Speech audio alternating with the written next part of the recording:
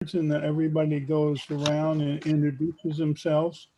And then I'm going to say a few words about why I picked this one before we start. So, quoting from the website, in Erace, we seek ways through person-to-person communication to show that we're committed to treating fellow human beings of all colors with love and respect. Erace provides a forum for concerned people to come together to deal with the difficult and painful subject of racism. Our purpose is to create an atmosphere in which people feel free to explore perceptions, assumptions, biases without fear or ridicule of personal attack. Within the Erace setting, people can open their hearts and minds by questioning others and themselves in structured conversations. So the way the structure works is that if you want to be on, to respond to the article or to the conversations we're having, you raise one finger and you get 2 minutes of uninterrupted time. If people have clarifying questions that are not raising a new topic, but are seeking to clarify something you said, they raise two fingers and they get a chance to respond. We have a limit of 2 clarifying questions per speaker.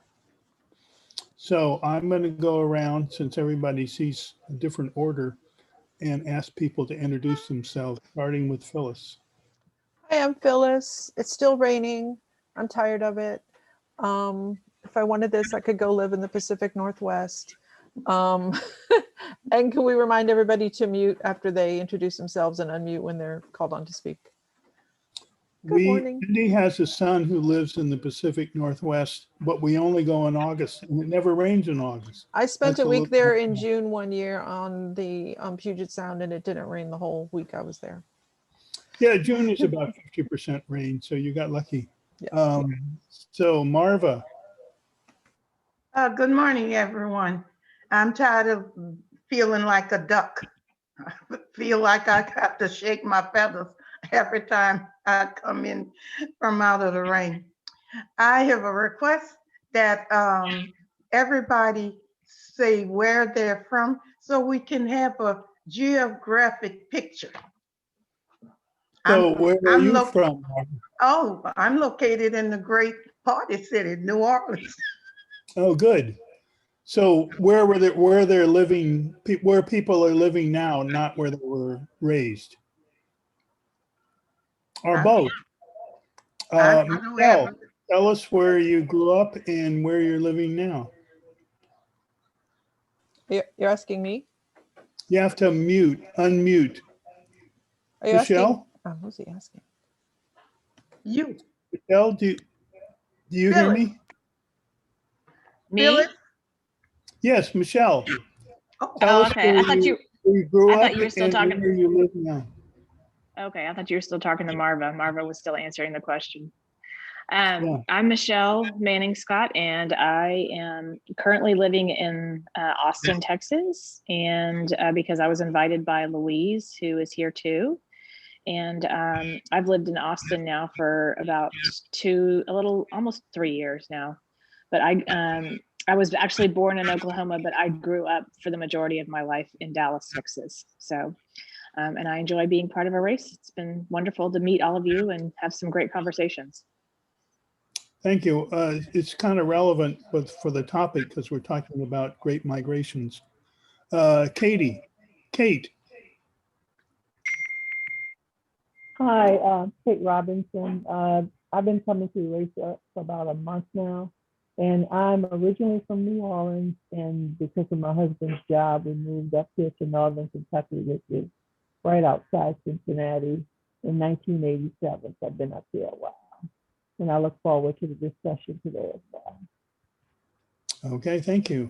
Louise. I am Louise. I was born and raised in London, England, lived a year in Australia, moved to New Orleans. Katrina happened, moved to Austin. So I'm in Austin now, been coming to the meetings or been affiliated with Erace for over 20 years. Thank you. Becky. You have to unmute. That's what she's doing. Sometimes I have trouble following the little arrow. So good morning. I'm really glad to be here with everybody. It is raining here, but we need rain, and I'm near Boston. I was born near Boston, but not on the ocean, and now I live on the ocean. So that's my only travel. And I do come to New Orleans when there's not a pandemic. I come in the winter. I'm a snowbird. And Bill and Cindy introduced me here, and I'm very happy to be with you. Thank you. Cindy. Thank you, Becky. Good morning. I'm Cindy Morse.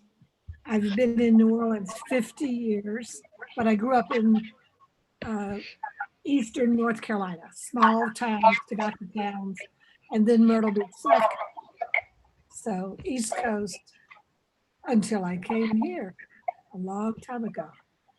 It's all good. Thanks. Thank you. Nancy. Good morning. I am Nancy Moore. I've been coming to Erace since June of 2007. And I am originally from the East Coast. I grew up in New Jersey. I moved to Washington, D.C. We were in the military. We lived in Maine, Puerto Rico, Virginia, and we've been in New Orleans for the last 22 years. Thank you. Marion.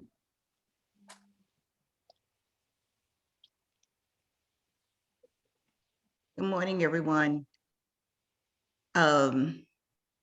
I'm Marion. I've been attending the Erace discussions since June of 1993.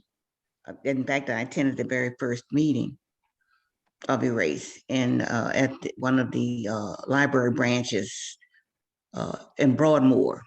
Those of you that live in New Orleans or have lived in New Orleans know where that is at Uptown. For 33 years, I was born in New Orleans, but for 33 years, I lived on the other side of the Mississippi River in a little community called Tarrytown.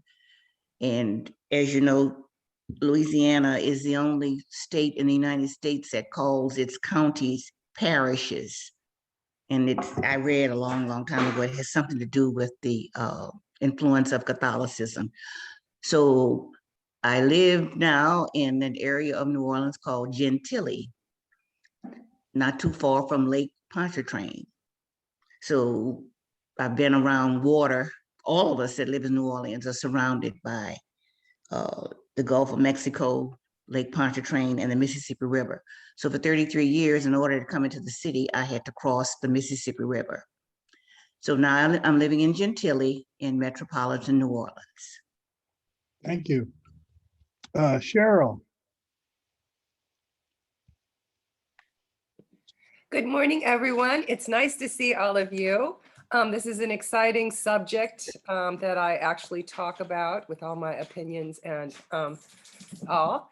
I was born in the Central Valley of California in a place called Tulare. My family fortunately moved to San Jose, which is now Silicon Valley. And then I was invited to move to New Orleans when I was about 21. That was 42 years ago, 43 years ago.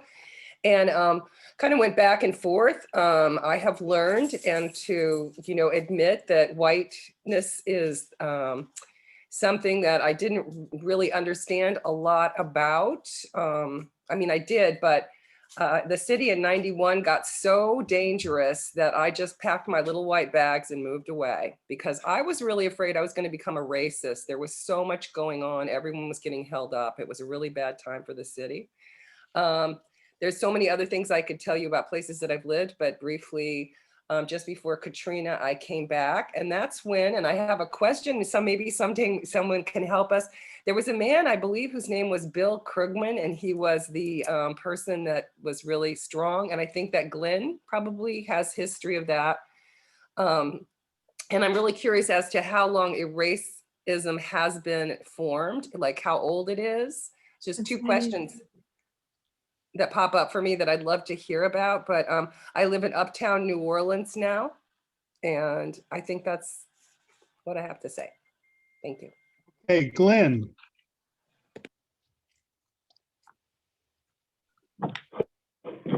Glenn Abdullah, and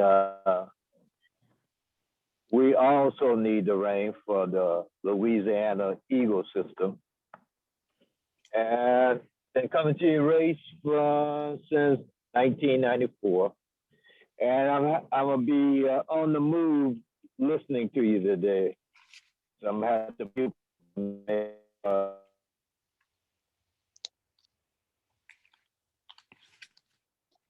Your audio broke up. Oh, I see you muted. Okay. Pedro.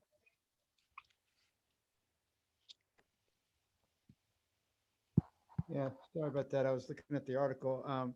I am here in Austin, been coming to Erace, thanks to being introduced by Louise for the last probably 9 months or so.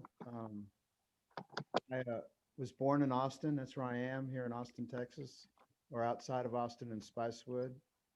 I actually grew up, though, in just outside of DC and in Maryland, and was particularly apolitical until kind of the Watergate thing hit. We had the Washington Post delivered daily to the House, and all the headlines over that period of time kind of got my interest. And then, of course, my birthday, not to share my birthday, but it's April 5th, was the day after the tragic loss of Dr. King, and all of Washington, D.C. was set ablaze, and all of the fire departments in Virginia, Maryland, and DC were attending them, and they had more blazes that were unattended. And it just really caught my attention that something was profoundly wrong. But anyhow, thank you for the meeting today. Thank you. And Amal. Amal is here. Can you hear me? We can hear you, but we can't see you. Yeah, I'm gonna fix that.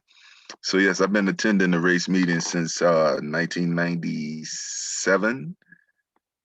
Fresh out of high school, and got the Erace pamphlet at the time that we had from one of my from my journalism teacher, actually. And he said that this sounds like something you might be interested in.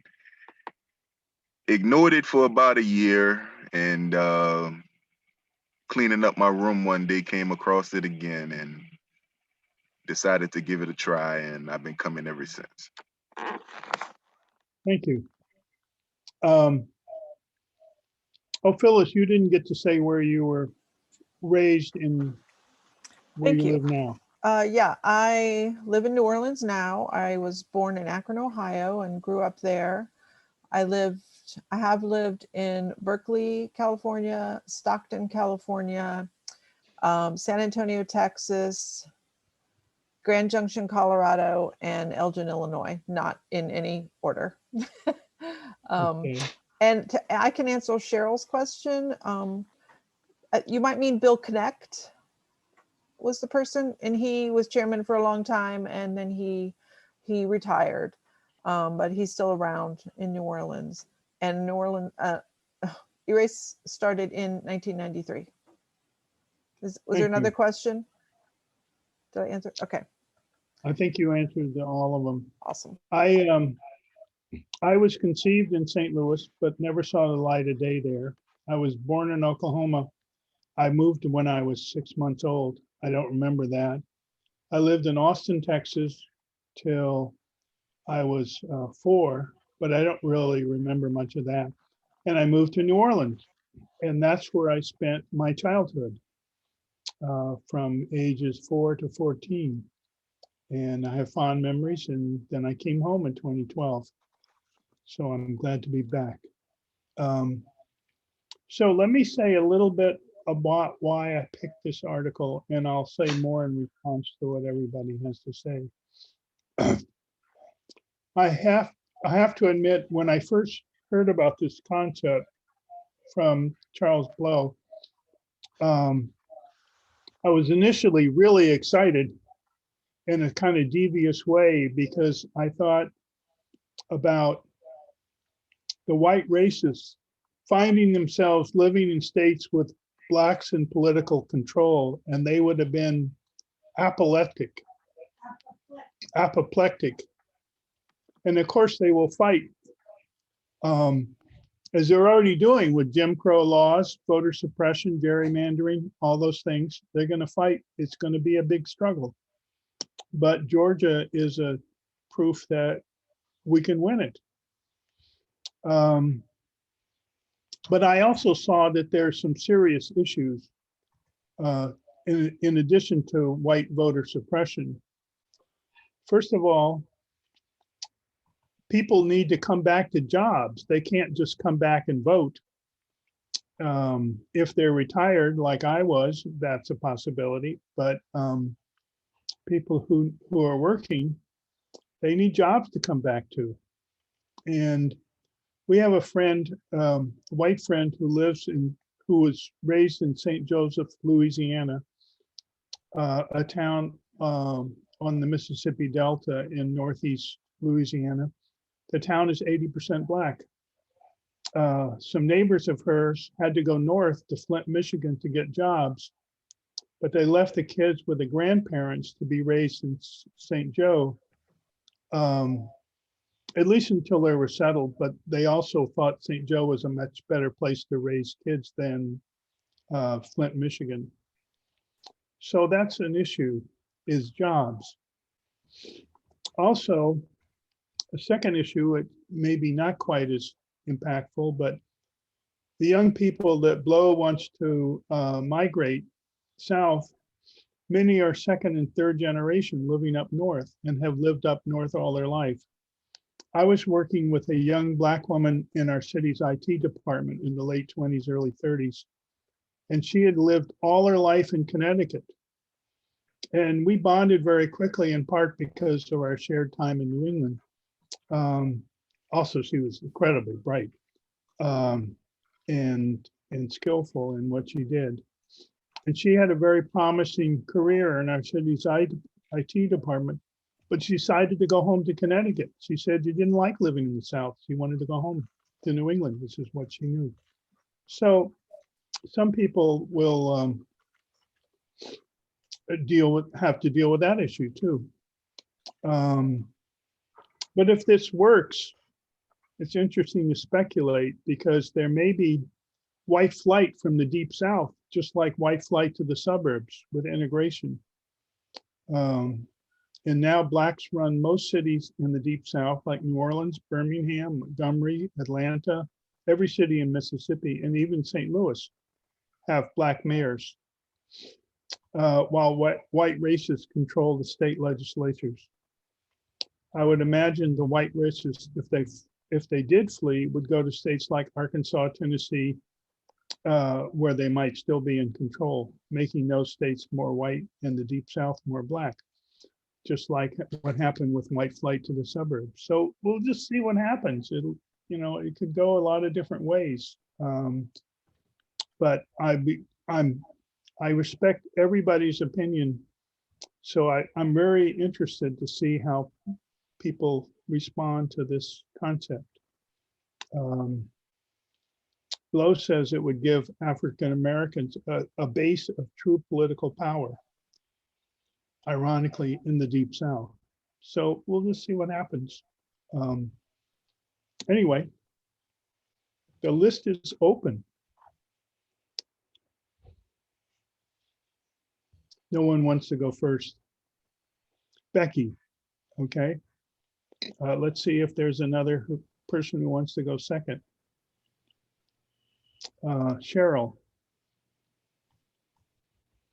Third, Marva. Fourth. Well, let's start with those three. So, Becky, the floor is yours. Okay. Thanks. I had the pleasure of hearing Mr. Blow speak in New Orleans now I've forgotten. I think it was at one of the colleges. Maybe one of you. It was at Dixon Hall. We were there too. That's right. Yes, you were there too. So it was really fun. Since then, I've really enjoyed kind of, reading his articles. This is so interesting. I don't know how many of you read The Warmth of Other Suns, but that's about the flight north. And of course, I sort of felt from that book that the people who went first, it was pretty much all right for them. But when everybody got squished in the cities, into horrible housing, well, in a way it was horrible, but in another way, they did develop very strong community relationships. I'm listening to Michelle Obama's book, and you can see she lived, I don't know, she doesn't describe exactly how squished she was and as when she was raised, but she certainly developed a wonderful community. And I would imagine if you had a wonderful community and you had your children living near you, or you were living near your parents, you really might not want to go south. And the job, of course, as Bill said, you might not want to go south until you retired. And then if everybody goes south, they still, the way they're fixing the voting, unless that can be changed, they still might not be able to elect a state government that fairly represented everybody, whether you were white or Asian or Black. And because I would say there's strong groups of Asian people, but I haven't actually heard of a strong Asian government. Of course, Los Angeles is kind of big, and San Francisco, I guess but Boston has a fairly large Chinese group, and there's a Chinese person running for mayor now, and interestingly, it is the opposition is a person of color. That's an interesting fight. Becky, do you want to get back on the list? No, I'll raise my hand. Thanks. Okay. To answer your question, I did some analysis that I talked about earlier, and Asians are a minority everywhere. I didn't find any state that had more than 4% Asian, including Louisiana and Texas. There's a large South Asian population in Houston. Anyway, I see our friend Carol Hester has joined. Carol? Yeah.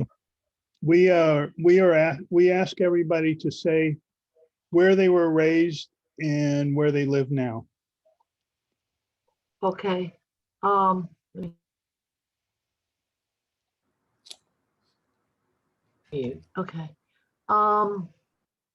Okay. Where I was raised in North Louisiana Delta.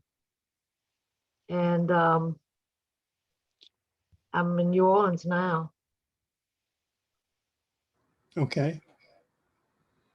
Thank you. Okay, Cheryl, it's your turn.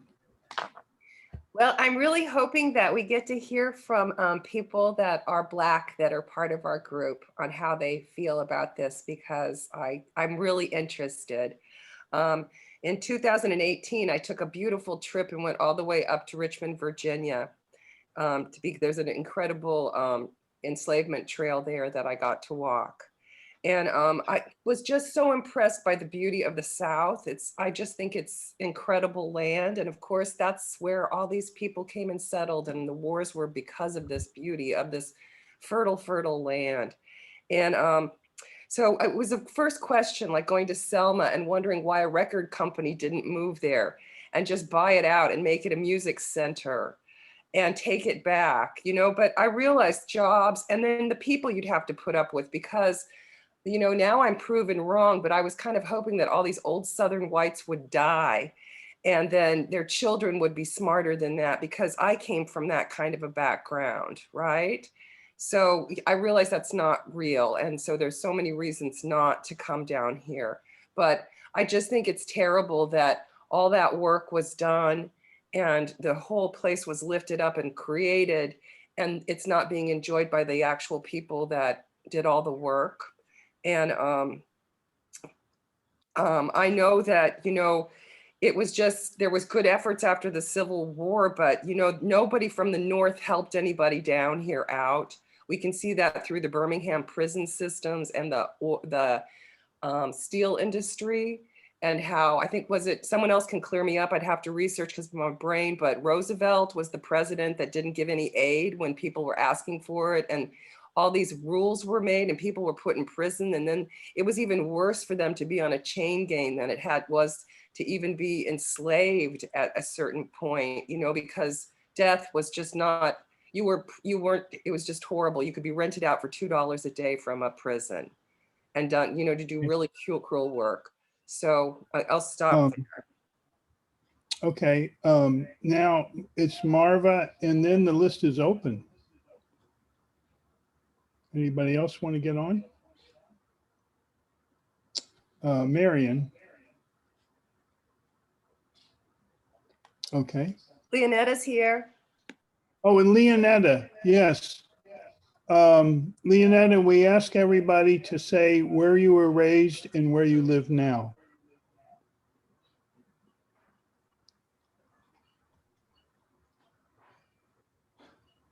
You have to unmute.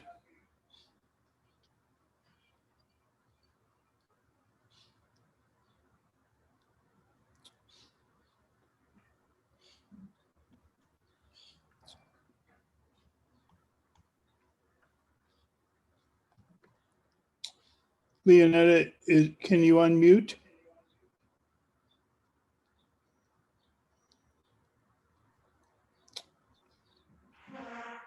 What does it say? I can't. Says she can't. Oh, okay. Well, maybe in a little bit. Okay, now it's Marva's turn, and then Marion, and then the list is open, and Cindy. I hope during Marva. the migration that you all are looking for. I hope the people that migrate back this way bring honest politicians with them. I heard, I wasn't paying attention, but the numbers caught my ear. And so many millions of dollars was granted to Louisiana lately. And I decided to look up grants for Louisiana. And this is what I found this morning. 30 million was donated recently for the redevelopment of NOLA. And 25 million was donated for rental assistance during the COVID time. And we don't hear about these grants. They're not put on the boombox of the news.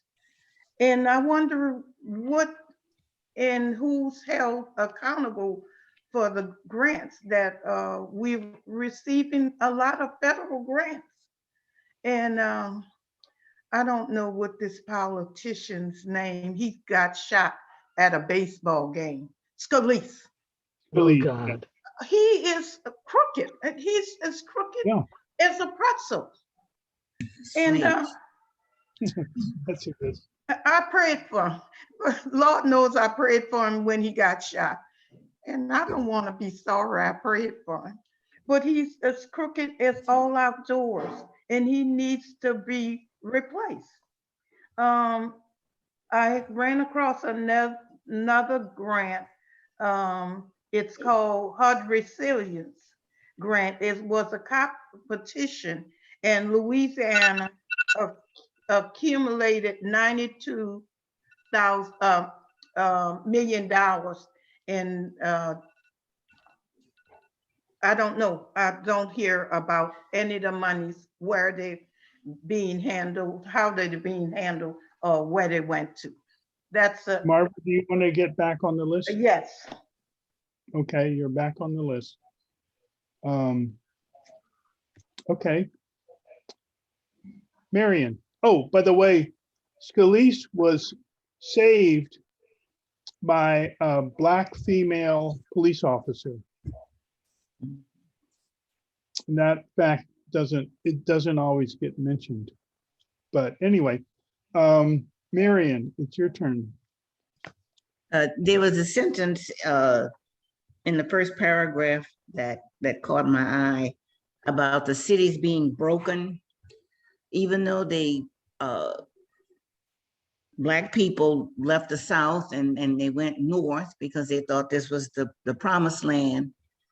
I got the shock of my life when my sister and I visited one of our first cousins in Michigan about 3 years ago. This is where my mother's oldest sister migrated to in the 1940s and 50s after Kamala, she she and my mother left northern Louisiana. There's a little town called Tallulah, 22 miles from the Mississippi state line. And this is where my mother and her sisters, brothers grew up. So I digress a little bit, but we went to Michigan, Detroit, for my cousin's funeral. I was so astounded and shocked to see so many boarded up homes within the city limits. And you really arrive at an appreciation where you live when you get a chance to get out of your comfort zone. So we asked our cousin, well, where did all these people go? And she said, to the suburbs. She said some of them were Black people, but a lot of them were white people who felt that Black people were encroaching on their territory, so they moved. But I was shocked beyond belief. As I said, this was only about 3 or 4 years ago, to see so many boarded up homes within the city limits. And it occurred to me, I said, this looks like almost like a war zone. And we drove all over the city, and everywhere we drove, you just saw blocks and blocks of these boarded up homes. I just wanted to comment about that because this is what the man is saying in his commentary about how these cities that Black people migrated to are broken. It was really a eye opener. Marion, do you want to get back on the list? I'll raise my finger later on. Okay. Cindy, it's your turn, and then Marva, and then Amal.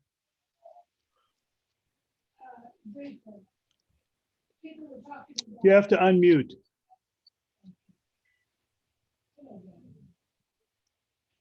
Sorry. Just listening a little while ago, it seems that people are assuming New Orleans is typical of the South, and I don't think it is. There's far too much French influence, historical, international influence, and I think what's typical here might not apply South. I grew up in North Carolina, lived in South Carolina. Very different mindset among African Americans about the place where they live. I don't know, most of the people I know in New Orleans are pretty well educated and forward thinking about race and are pretty comfortable with it, but that's not true. Rural North Carolina is about as racist as you can get. Anyway, I just think it's worth keeping that difference in mind. Enough. Thanks. Okay. Thank you, Cindy. Marva again.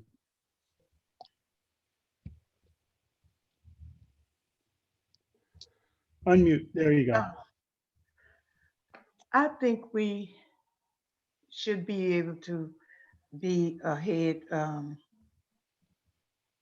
and looking at monies that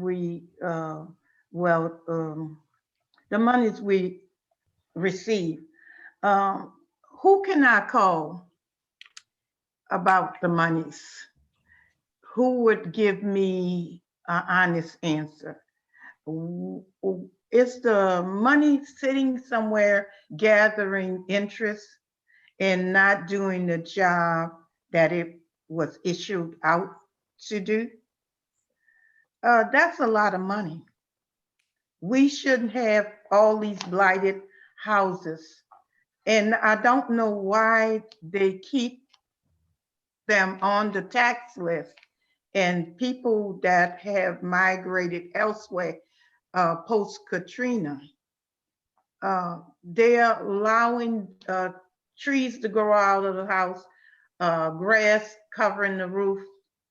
And I think if a program was developed where low income people can be allowed grants to keep up the property, rebuild the property, and we would not have a great deal of homeless. That's telling me we have crooked politicians, and the good politicians are few of them, and they're not strong enough to overtake the criminal politicians. That's all. Okay. To answer your question, Marva, there's 4 sources. The neighborhood engagement office for your district. In our case, it's Stephen Musgrove. Your city council person, your state rep, and in our case, it's Amy Friedman, but I don't know if she's where you are. And then finally, the winner of the congressional race next Saturday, Troy Carter or Karen Carter Peterson. They would be the first. I would start with them because they're U.S. Congress that sent the funds here. So that's where I would go. And hopefully the people in Orleans Parish, for the most part, are less crooked than Republicans in the suburb. Bill, you can put me on the list. Please. So Cindy has a clarifying question, and then Becky has a clarifying question. Do you remember, Marva, right after Katrina, there were all these houses that people had left. The city, I believe, but maybe it was the state, I think it was the city, tried getting in touch with those people by sending all kinds of emails and letters and all that stuff to tell them they needed to process the property. They were going to claim it and sell it to the next door neighbor or someone in the neighborhood. And it went on for a couple of months and then it stopped. And I heard that there was a lot of legal disagreement that you can't sell someone's land that you don't own. And so, Okay. Go ahead. So I don't know what happened with that, but it seemed like the idea of putting it back in use made a lot of sense, but it didn't work. And I don't know the details. Thanks. Okay. Thank you. Becky, you had your hands raised for a clarifying question. Yes. I wanted to ask if the money had already been given to New Orleans, or is it allocated by the, and is it allocated by the COVID relief bills that have been passed? Because a lot of money has been allocated, but not actually given. Well, the information I received or read, it was January the 29th, 2016. Louisiana was awarded $92 million. Now, that was the resilience campaign. That was during Obama was still president at that time. I don't know if they actually received money in hand at in 2016, but they won the competition and was awarded $92 million. Thanks. Next is Amal, and then the list is open. Oh yeah. So I want to focus on the Bill, you can put me on the list. Okay. Go ahead, Amal. I want to focus on the title of the article, and the title says, should Black Northerners move back to the South? And the question is, for what? Because the argument that he's making in here is for political reasons, because he feels like we'll be stronger politically in the South than we would be in the North. But my issue is, if wherever we are, we could be a strong political force if we were united. But that lack of unity, whether we're in the North or in the South, is what prevents us from being the force that we should and need to be. So moving down South is not going to strengthen us politically, but at the same time, it wouldn't weaken us. Wherever we are, if we had a united political agenda that serves Black people, not minorities, that serves Black people, then we'd be the necessary political force that we need to be. But moving down South, that's not gonna help us, because where does that leave those of us who are from New York or Detroit or Chicago or New Jersey, Cleveland, and so on and so forth? Moving down South is not going to do that. No, we need to stay exactly where we are, build a united political force in those areas, stick with that agenda, and make sure that we make the politicians in those areas that we vote into office serve our best interests. Once again, serve Black people's best interests, not minorities. Because whenever you want to put something on the agenda for Black people, the politicians turn it around and say, well, we're in the best interest of minorities. I ain't talking about all minorities. I'm talking about Black people. Thank you. You want to get back on the list, Amal? No, I'll raise my hand for whatever else. Okay. It's Glenn and then Phyllis.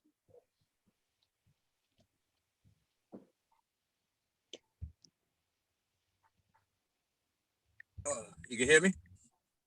Yes. Can you hear me? Yes. We hear you. Can you hear me? Yes. Yes, we can hear you. I can't hear nobody. I can't hear You y'all can't respond. hear yourself. So I don't know if you hear. You say you We can hear me, you. right? Yeah. Everybody that hears Glenn, Okay. wave their This is hand. what I kind of feel like Amal, that I think we need more than just us moving down to Atlanta or moving down to the Mississippi. That's just part of it. We need economics in our African American community. We need to develop businesses, and we're so ignorant when it comes to that understanding. Very ignorant. It is. Don't you know? When it comes to controlling the politics, it is the businessman that control the politics of the United States. You heard when American Airlines starts speaking, when Home Depot starts speaking, the politicians listen. They write legislation what they want to be written. We have ignored the trillions of dollars that African Americans spend per year, and none of it comes back into our community. That's the shame on us, that we have so many educated people, but they're very dumb in understanding their situation. And I really can't hear what y'all, I couldn't even hear. I can't hear you. Okay. Something's wrong. So, I hear you. Glenn, okay. we have a clarifying question from Marion. I don't know if you can hear her. I'm not going to take it from Mary. I'm not taking no clarifying questions from Mary. That's all right. When I Okay. see you face to face, I'll ask you. What you got, Mary? Marion, do you want to get on the list? No, go ahead. Well, What you got, Mary? It was really a question, and he says he can't hear, but I can hear you. I can hear you now. Can you hear me? I want to Yeah. know, what is it we're so ignorant of? That we have perhaps 40 million or more African Americans who are spending $1 trillion, and we are not getting that money. That money is going back to the people who are using that money against us. That's what we don't understand. Marva, so Glenn, to clarify, and then you're talking about economic boycotts, for example. Marva has a question, clarifying question, and then we'll have a two My question wasn't answered. Oh, Marion, I'm sorry. Your question was not answered? No, he wasn't specific enough. Bill, you stole my question. She did. Oh, I did. You. I'm so sorry. I wanted to ask Glenn, would boycotting be a useful tool in spending our dollars? I want to say I pass Rouse's on a daily basis, and Rouse's parking lot are empty. Do you think? Okay. Listen. Boycotting Rouse don't get us those trillions of dollars that we spend that could build up. Look, what if the president would give a $1 trillion stimulus bill to the African Americans every year? That's what we would do if we would start spending money in our own community. That would be a stimulus package of $1 trillion and more dollars per year. That's why I want us to start thinking, instead of thinking about boycotting political office. We got people all across the nation in political office. They're not changing, our lives aren't changing because they're in office. They're not serving us, they're serving the businessman. Okay.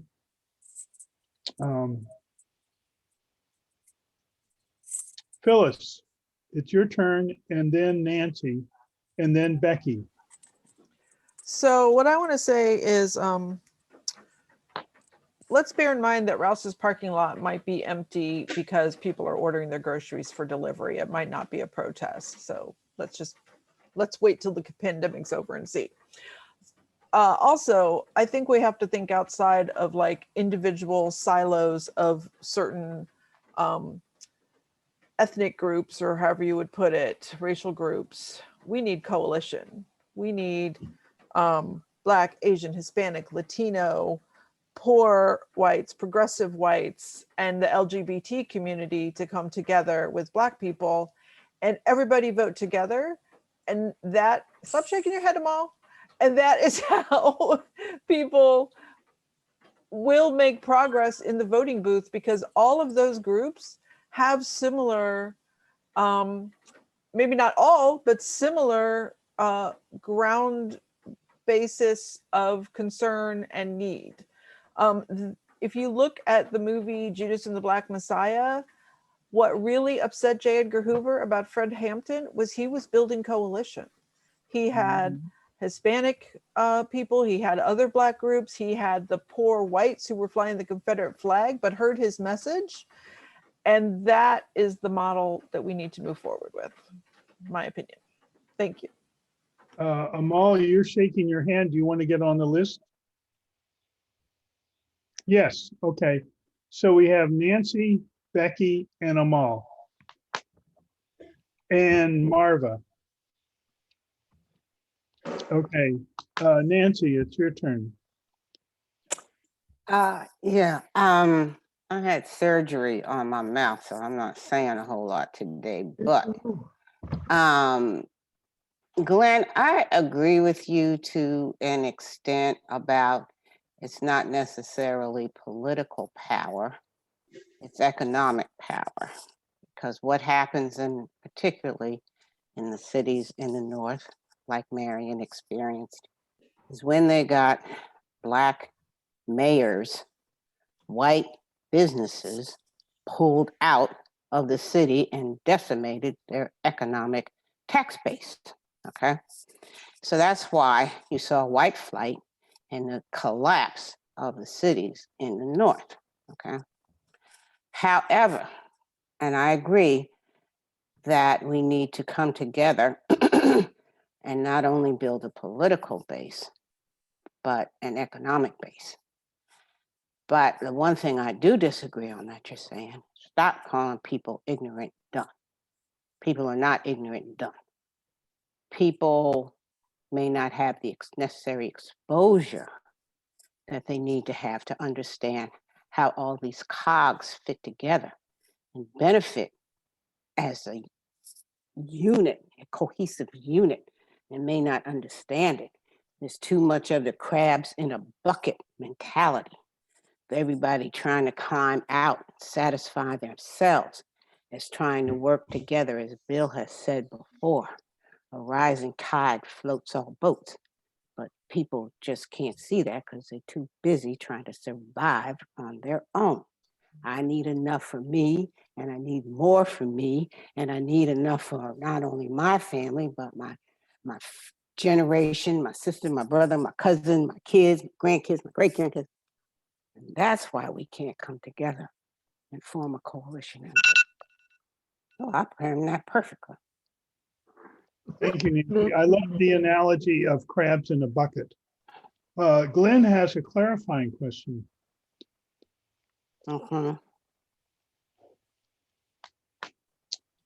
Glenn? Ask. You have to, there you go. Yeah, when I said, when I made the statement that they are ignorant, you said the same thing. They're ignorant. You said they have a lack of knowledge. That's what ignorant is, a lack of knowledge. Is that I think the way I said, that's a rebuttal. I believe in positivity. Calling somebody ignorant is negative. If you say they have a lack of exposure, okay, that's kind of neutral. It's not negative. Okay, Cheryl. Semantics. Semantics. I agree with you, Nancy. It's a more positive spin, and it's not putting the onus. I'm doing a rebuttal now. I should stop. I'll do that later. Becky. Oh, okay. Can you hear me? Yes. Oh, good. I think this is a really wonderful discussion. And I think the last three speakers, I'm trying to do names, but I can't quite do it, are all making important points. I do think that white people have been very clever in stopping, preventing Black people and other minorities from getting benefits to improve their communities and their lives. And that there's a political aspect to this that's important. If you're going to change the community and improve the housing, that's such an important thing. There's other things too, but the housing has grown old and nobody's maintaining it. And then the people with the least money move into it and it gets worse. And it's really difficult to change. And I believe that you have to organize both individually by Asian people and people of color, and I don't know who else. You have to do your own organization, and you have to work together to change that. It's not easy. And I think it's not because somebody is dumb or somebody isn't paying attention. It's just a very difficult thing to do. That's my only point, and I'm afraid I have to leave and go to something else, so I'm not going to hear, and I hope to catch up on the recording. So thank you very much. Thanks, Becky. Okay. We have Amal. Yes, you do. So the one of the other interesting things in the article, when it says that, talking about the migration pattern back to the South for Northern Blacks, it goes on to says, for Blow, however, the reality that Black Northerners have no recourse but to leave is a painful truth that crystallized for him one night in 2015 when he learned that his son, a student at Yale, had been stopped at gunpoint by a university police officer. Stories like this fuse the book's searing account of police violence, systematic racial disparities, and social unrest in cities like New York, Minneapolis, and Portland. So the other argument now that he's making is that Blacks should leave the North for the South to escape racial injustice, and particularly by the police department. And if he think that things are better in the South than they are up North, then he obviously ain't lived in the South long enough. Now, I know in the article it says that he's from Louisiana, but once he left Louisiana, where did he go to live? And because it says now he's back in the South, but he lives in Atlanta. So where in the, he obviously haven't lived in Atlanta long enough, because if he think that for Black people to leave those cities that I just mentioned to come back down South, as if they're going to somehow escape the racial disparities of the North, he obviously haven't lived in the South long enough. This is the United States of America. And if you're Black in it, I don't give a damn if you're on the East Coast, West Coast, if you're in the North or the South. If you're Black in it, there are going to be problems from this white supremacist government that we live in. So coming back South is not going to allow for you to escape that. And I think that's a mistake that he's making for his Thanks, argument. Amal. Do you want to get back on the list? Sure. Okay, I chose this article because I knew it would be controversial. I like controversy. Often we have articles that we are all in violent agreement with. So I figured there would be differences of opinion, and I was really looking forward to it, and I am enjoying it, or learning from it. I'll address more in my wrap up. Marva, it's your turn.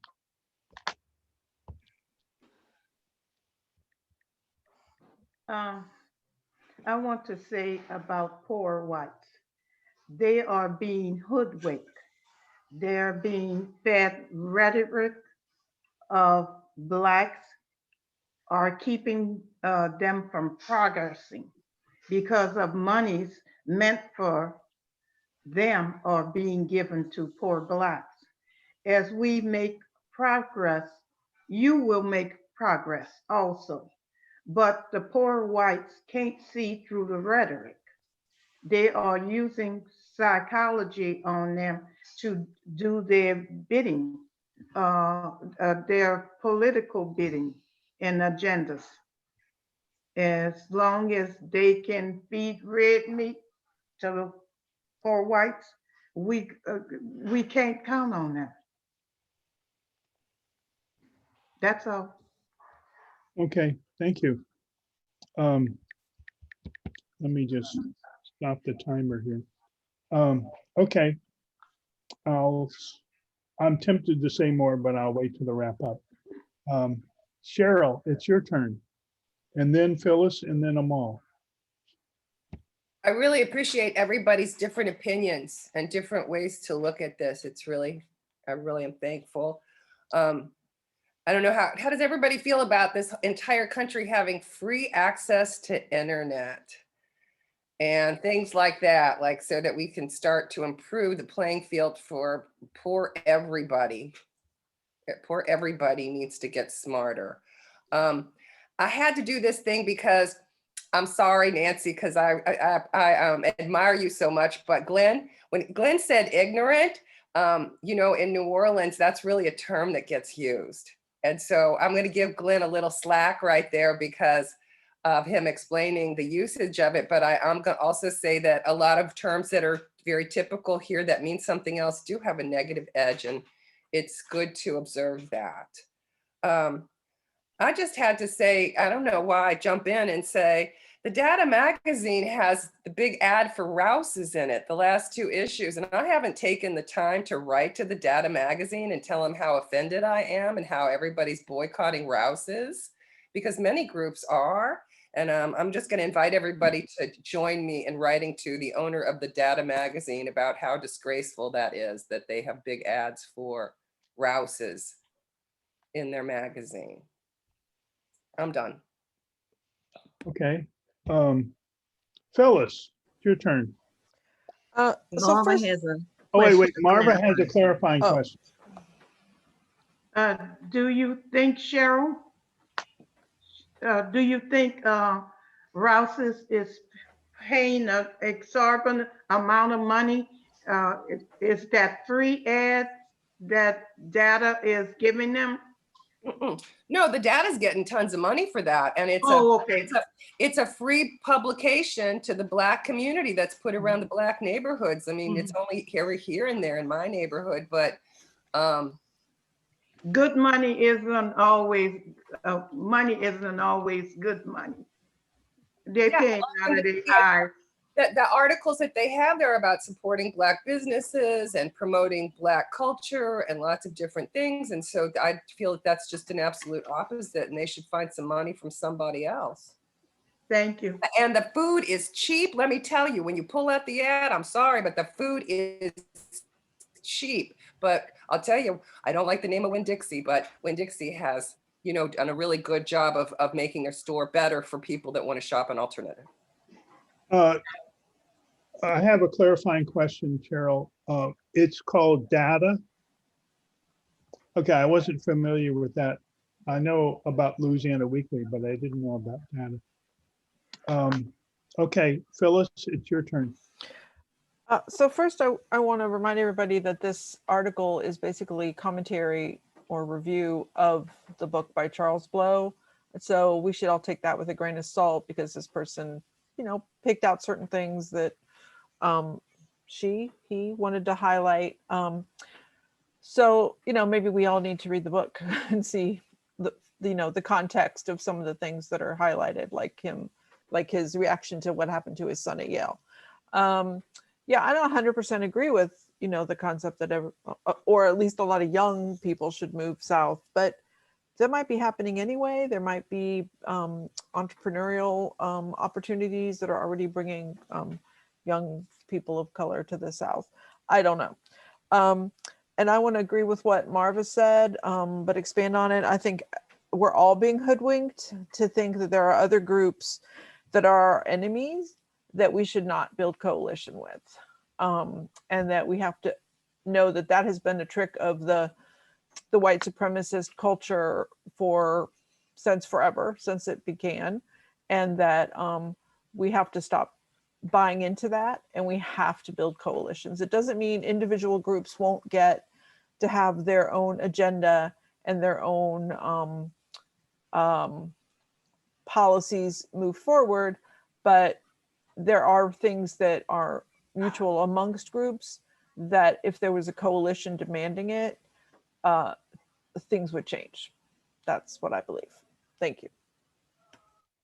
Okay. 1 second, let me cancel the timer so it doesn't go off on the next person. And the next person is Amal.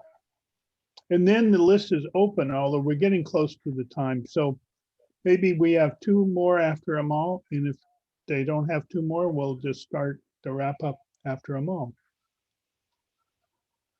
So yeah, this idea of building coalitions and with other people, that has historically been the problem for Black people right there. That we want to build coalitions and fight other people's fights rather than our own. And in doing so, we get the short end of the stick. We fight, we go out there and we get water hoses sprayed on us and dogs sicked on us. We get affirmative action, but white women are the main beneficiaries of it. We go out there and get water hoses and things sprayed on us and dogs sicked on us. And we get other things that other groups benefit from, and they didn't put up the fight. So no, I'm not about building coalitions, and particularly with the LGBT community. I have nothing in common with them. Not a doggone thing. So I'm not about this coalition building. I'm about what's in the best interest of me and my people first. And then if I could go and help others, I will. But this coalition building, no, we've done that in the past. And when we build coalitions and we fight for certain rights, that should have been ours because we were the ones out there on the front line getting the water hoses and dogs sicked on us. Then when it come time for the benefits to get spread it out, we getting the short end of the stick. I'm not no, we've been putting up too much of a fight to get the short end of the stick, and I'm not doing that no more. What's in the best interest of Black people when we go to politicians, not minorities, because that's the slick game that's been played on us historically. When we say what's in the best interest of Black people, it gets switched around and then minorities get talked about. I ain't no minority. I'm a Black man, and I want to know what's in the best interest of me and my people in this country and wherever we may be in it. And that's it. And like I say, in particular, no coalition with the LGBT community. That ain't my fight. Okay. I'm going to address what you just said, and I agree in part with it, and I disagree in part with it. And Phyllis is shaking her hand, and now we're going into the wrap up, and Phyllis gets to go first. Bring it. Well, it just makes me sad that anybody would think that some other group doesn't share something in common with their struggle.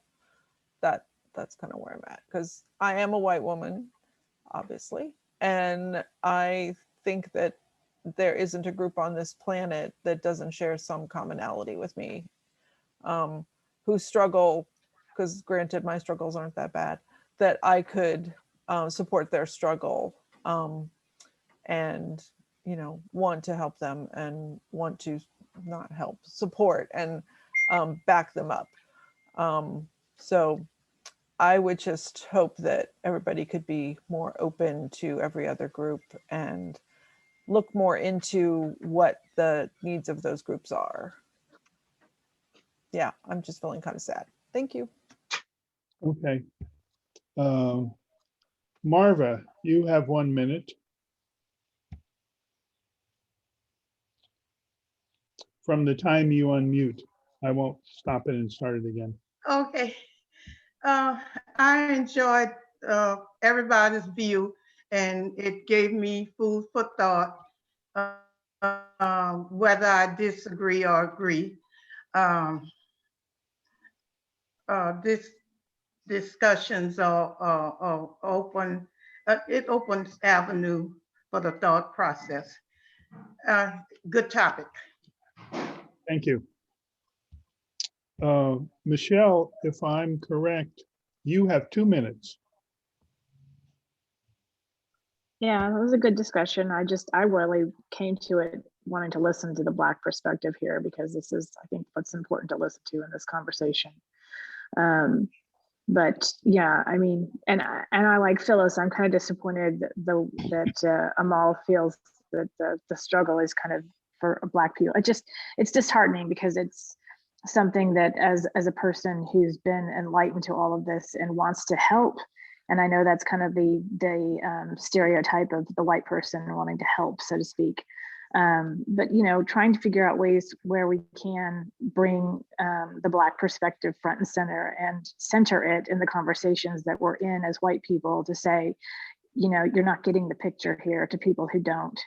And that we need to center their voices in this conversation. I mean, so many times the people that I've spoken to the last couple of years in interviewing people for the radio show that I produce for Co-op, it's always when we have the guests on that are Black, it's reminders that if we center their voices and we bring their priorities the most notice and attention, and it's always, if we bring, so to speak, the metaphor, if we bring their boat up, then all the boats that are above them, because they've always been at the bottom, if we bring their boat up, then it brings everybody's boat up. And why the white community can't understand that, especially the ones that are in the minority, so to speak, in the white community, the poor whites and things like that. I just find that it's very frustrating that people don't understand that if we bring the people we've been subverting all these years to the top and see their voices as the most important, and the ones that were experiences to center, that everybody else wins, so to speak, in that situation. So just know that there obviously in this group, there are voices out there, the white voices out there, that want to see that happen. So that's really all I wanted to say. So thank you for bringing the article to the meeting. It was an interesting conversation. Thank you. Kate, you have 2 minutes as well. I just want to say I understand where Charles Bloor is coming from, because as a Black Democrat living in Northern Kentucky, which is Republican, I understand how our vote is diluted. I mean, we go to the polls religiously, but most of the time our vote is, I know it's counted, but it doesn't give the result that we would like to have.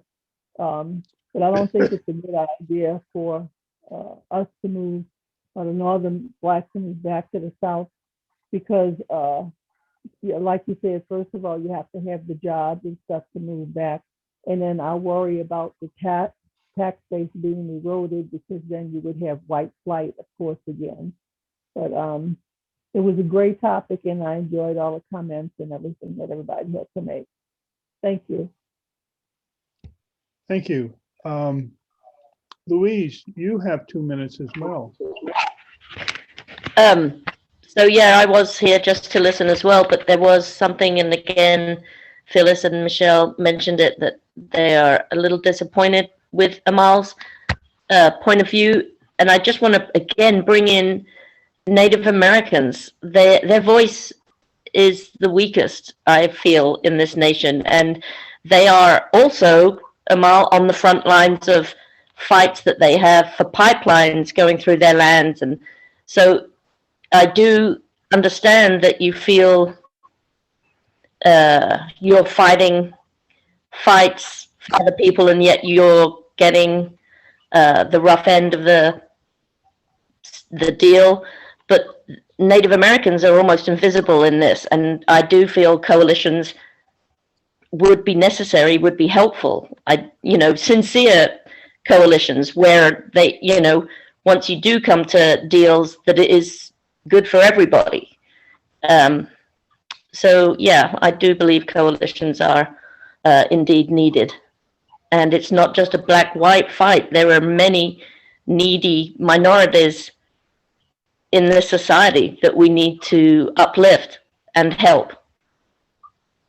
Thank you, that's it. Okay. Nancy, I think, wait a second. Okay, Nancy, you have a minute.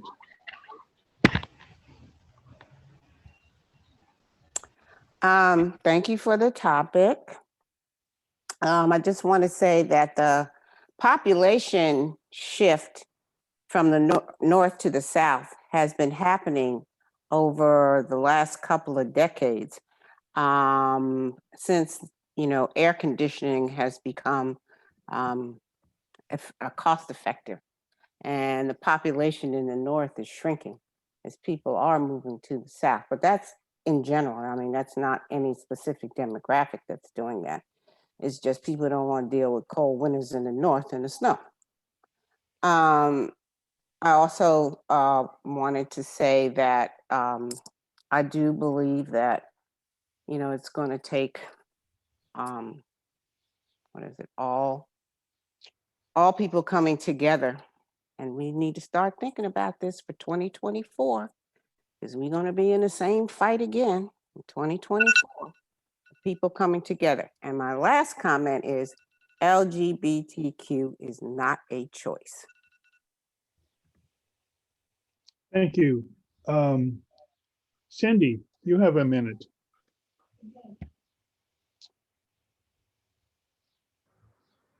I think we could do another week or two on this continuing discussion, because I don't think there was any conclusion, except that there are a lot of views of it. So I'll reread it and keep an eye out for similar articles. It's complicated, and there's no simple answer. I think the biggest problem we're all going to run into, regardless of race, social class, any of it, is jobs. What are all these people who are educated, at least minimally, what are they going to do? Because there's no longer the more physical labor of factory production and farming and stuff that there has been historically. What do all these people do? Okay. Marion, you have a minute. Thank you for the topic, Bill. It was well worth participating in the discussion this morning, and I appreciate everyone's comments. I just want to say real quick, we have a cousin, a male cousin, an older guy who's gay and Black, of course. But so when we're talking about not having other people join together to try to help someone who is not of your specific ethnic or racial group fight their battles, I think about him, because some people in the family, he's 65 years old now, and he's not going to change, of course, because he is what he is. So I'm one of the older people in the family that accept him for what he is. And then you have a few other people in the family that thinks he's made that choice. I, for one, don't think he's made that choice. So we have to keep that in mind. People don't make a choice to be a certain way. They are what they are. He is what he is, and I accept it. Thank you, Marion. Cheryl, you have a minute. Oh boy, there's so much to say. But they could work remotely like everybody that's moving here from other places is doing. We got a huge onslaught of New Yorkers, people from California and Colorado with lots of money moving here, buying up the houses in my neighborhood, making $1 million homes right now. Coalitions, what about rich whites working with poor whites? What about that coalition? There's a coalition I'd like to see. But I do have questions, and have to say that what Amal is saying, like, we watched what happened in the 70s. As soon as the hoses got turned on the white college kids, they ran, right? And I'll tell you, any group I'm in, if there's gay people in it, and this is not a thing against the whole array of gender issues, because I am okay with all of it, but it becomes an issue more than helping other people that really need some help right now. These people have privileges and they've got issues too, but it's hard, that coalition thing. I hear them all. Okay. We need Indian leadership, Cheryl? Black leadership. And I'm gonna stop. I'm gonna put something in the chat for everybody though that's really interesting. Okay. Now, Pedro, you have 2 minutes. Yeah, I've been sitting here thinking about what Amal said, and I think too often we spend, this battle is on so many different fronts. I think one of the fronts that is really ignored and is a primary front is this wealth inequality. That, you know, you can make the argument that when the tide rises, all boats rise, but the difference in the boats is what continues to remain the same. That structured inequality makes second-class citizens disproportionately those of African Americans and other minorities. So at the same time, I think there is a personal struggle to be loyal to the issues that Amal's speaking to. At the same time, none of that's going to really change unless we're also fighting for the closing of the inequality gap, like Occupy Wall Street kind of brought to light.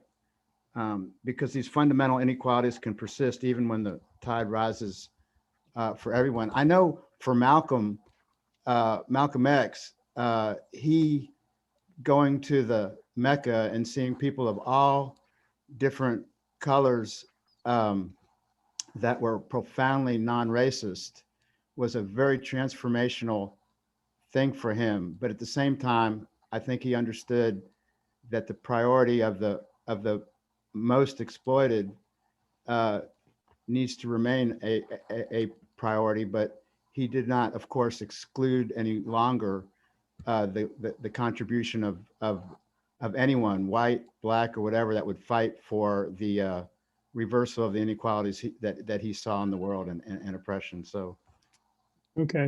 Thanks for the discussion. Thanks. Okay, Amal, you have a minute. Thank you. So Malcolm X, going back to what Pedro was saying, was asked the question by a white woman once, and the white woman asked him, what can she do to help further the cause of him and his people? And Malcolm X told her nothing, a comment that he later regretted. And he said that is something that she could do. She could go back to her community, me and the white community, and dismantle the white supremacy that's in it. That's what I'm saying. We don't have to build a coalition, quote unquote, for you to do that. When you see the white supremacy in your community that is causing problems for me and mine, then dismantle it right then and there, and I won't have to fight it.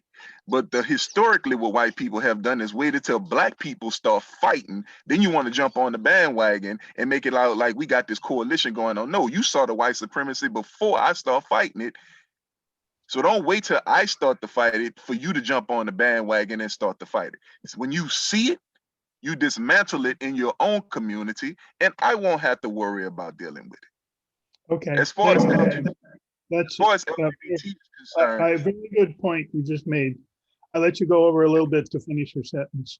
Oh, okay. As far as LGBT is concerned, I never said that they choose or don't choose to be it. I just said their fight is not my fight. Whatever it is they feel like they're fighting for, it ain't mine. Okay. Amal, yeah. I'm good. Leonetta, you have 2 minutes. Good morning, everybody. What was it that you wanted me to say at first when I couldn't speak, when my mic wasn't working? You said you I live? honestly don't remember. If someone else does, please speak up. Where she grew up and where she lives now. Oh yeah, where you grew up, where you live now. Okay, I grew up in a subdivision called Bunch Village in Jefferson Parish, and I live now in Treme. But I'm back at home because I'm taking care of my dad right now. So I'm back in my old bedroom. Thank you. This was a wonderful article. It is, I have these conflicts in my family because I have an uncle that his wife retired. They lived in Minnesota and they bought a home back here. And they come here for New Year, from Thanksgiving and then stay to Easter because they're tired of the Minnesota winter. So I know about, people coming from the up north coming back. And I think that's what's changing the political history of political landscape in the South is people coming back here. and getting involved in the communities. And while I have the floor, I just want to say to especially the Black people that are on this call, we are going through a lot of stuff right now. And if you need to cry, you need to scream or whatever, you need to talk, just give me a call because we are on an emotional roller coaster right now. And it's just nonstop. You know, you can't get over one thing until something else happens. Thank you. Thank you, Leonardo, for that offer too. Carol, you have 2 minutes if you want. Me? Yes. Oh, okay. No, I liked coming and I enjoyed all the hearing opinions. I'm kind of sad that people are so far apart in what they feel about each other. And that you would think, okay, we want to build a Black political machine or whatever, rather than a progressive machine of everyone. That's kind of where I am on this. And like I say, it's kind of sad to me that people would not want to include everybody or feel like they can't, I guess is that there should, that there's tension. I don't know. I don't really have a lot to say because I don't know. I'm so confused. Okay, So much. that's fine. Okay, Carol. And Glenn is the last, and then I'm going to do my wrap up. So Glenn, you have a minute. Okay, yeah, this was definitely a very interesting topic. I couldn't really get into it because I'm driving. Right now, I'm on Interstate 10 right now on the service road, so I can get the internet. I understand where Amal is coming from, and I mean, I'm sure he could, if he had a chance to really think it over, he can dress it up somewhat. But every race has its own agenda. The Mexican race, we can't come together with the Mexican race because we don't have the same agenda. But the things where we do have an agenda, all right, we're being oppressed by the police. We can come together with a strategy for that. But most times in America, when it comes to economics, everybody's in competition. Okay, Glenn. I'm finished. Well, you've done your minute. I'll let you go over a little bit. Oh, okay, that's good. If you had a closing thought, please share it. Just I didn't going out the window. That's just good. Okay. That's good. As always, next week. Okay. As I said, I chose this article because it would be controversial. It's one I have mixed feelings about too, and I wanted to hear everyone else's opinion. In answer to response to what Amal said, it's my understanding, and I could be wrong, when African Americans form a coalition and support a white candidate, they often get the short end of the stick because the white are leading the coalition. And what Charles Blow aspires to is a deep South in which the Blacks are the majority. So they don't have to do a coalition, but if coalitions are formed, and I'm in favor of coalitions, the Blacks are leading the coalition and the Blacks decide what happens because they're in control, the political control. And whites, LGBT, progressive whites, Asians, whatever, can join in and support that coalition, but it offers African American leadership in is a true political base of political power. So that's his aspiration. I do think that and I respect Charles Blow, but he's a well-paid columnist for the New York Times, and he can move to Atlanta and keep his job. He can work remotely on the internet. And so he didn't go back to a small town in Louisiana. He went to metropolitan Atlanta. And I'm just saying, I think he overlooks some of the issues involved in this, or doesn't dwell on them enough. And jobs are a major one. I think the thing that all boats float, the problem is that African Americans got a whole bunch of rocks in their boat that make them harder for them to float. And the best thing to do to make all floats rise is take the rocks out of the African American boats so they will float as well.